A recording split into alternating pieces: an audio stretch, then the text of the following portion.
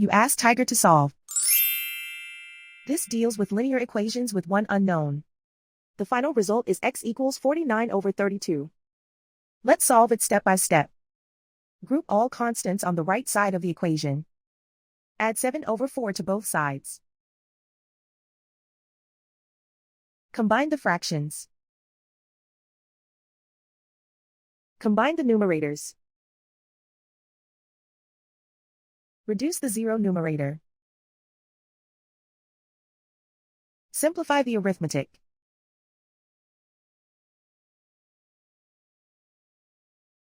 Isolate the x. Multiply both sides by inverse fraction 7 over 8.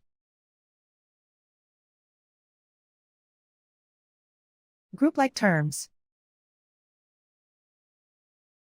Multiply the coefficients.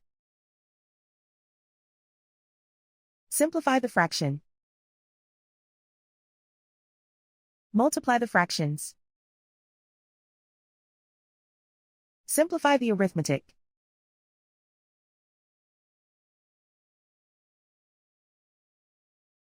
And so the final result is x equals 49 over 32.